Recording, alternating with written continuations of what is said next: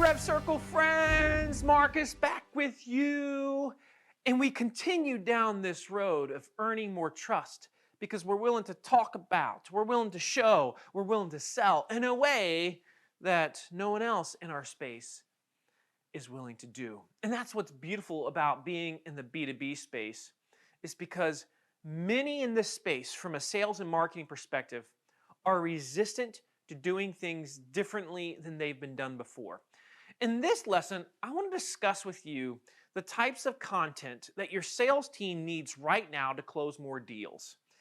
Now, if you've read my book, They Ask You Answer, you've heard about what we call the Big Five. Now, the Big Five really run the economy. When I say they run the economy, these are the 5 subjects that we want to research as a consumer or as a buyer. So it doesn't, actually, we've clearly seen the trends. It doesn't change from B2B in terms of what these 5 are. B2B, B2C. 5 fundamental subjects that we want to understand before we reach out to a salesperson. And if you've seen previous lessons, we've talked about how there's this shift towards seller free, and I don't want to talk to a salesperson until I'm good and ready. Well, what do they need in order to feel like they're good and ready?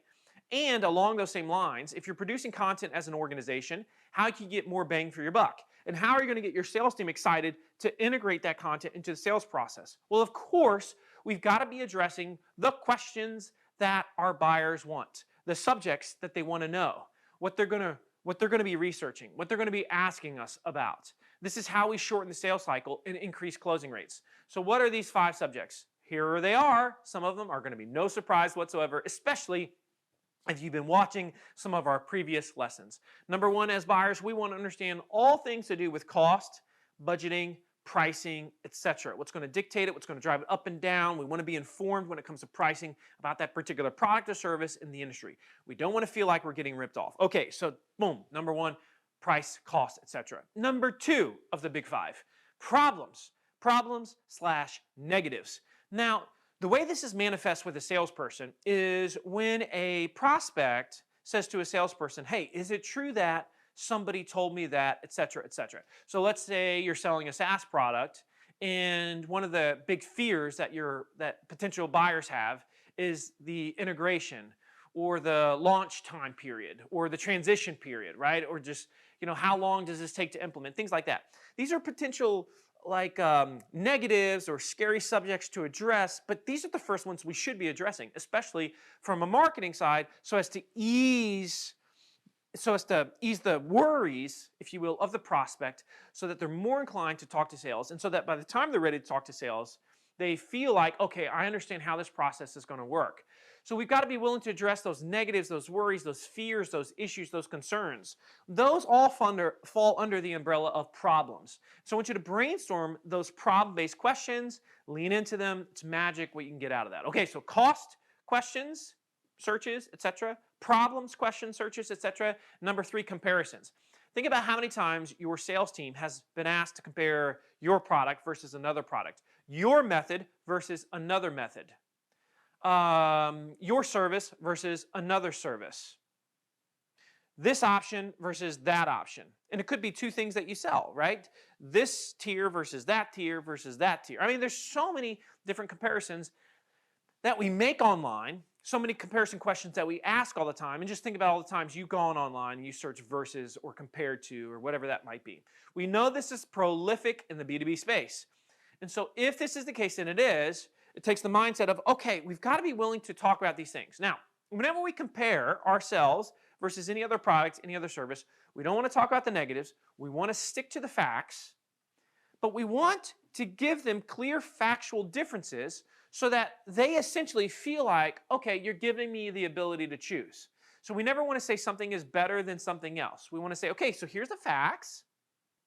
Here's potentially who it's for. Here's potentially who it's not for. Now, essentially, you decide.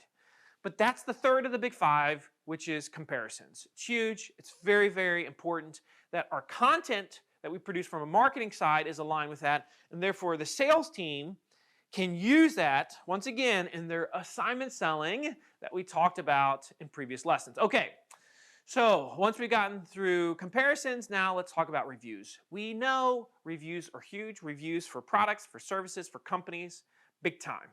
Now, we've got to produce review content On the marketing side, because we know people are searching it, we also know that they want an unbiased review.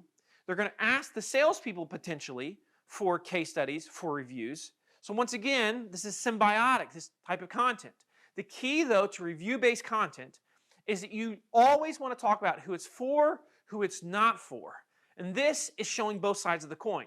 This is what's going to make someone feel like it's honest, it's transparent, it's trustworthy. But too often, if a company's reviewing their own product services, it's like, here's why it's awesome, here's why it's amazing, here's why it's wonderful. That's not going to win the day.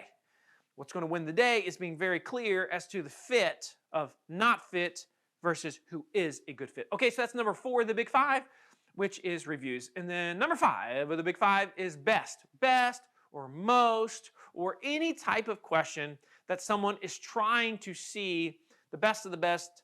You've searched best online hundreds of times over the years. This absolutely definitively happens within the B2B space. Best software for, best CRM for, just goes on and on. Best e-commerce platform for, on and on and on.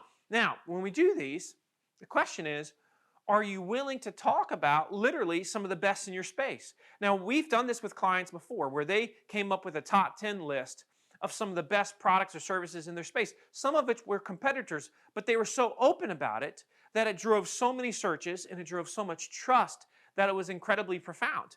And it works very, very well. For example, I manufacture fiberglass swimming pools. So I have talked before about who some of the best manufacturers were in our space that you should be looking for. If you're looking at a manufacturer, here's 5 of the best. Now, I say that as a manufacturer. Why? Because we've been asked the question before. That's the essence of they ask, you answer. And so there's constant best-based questions that people are asking. Again, don't do it in a biased way. Do it in an unbiased way of, hey, here's a list. Here's some facts about each one. Now, you can decide. But the key is, these are the conversations that buyers are having. These are the things, questions, worry, fears, issue, concerns that they want to know. This is also what they're asking the sales team.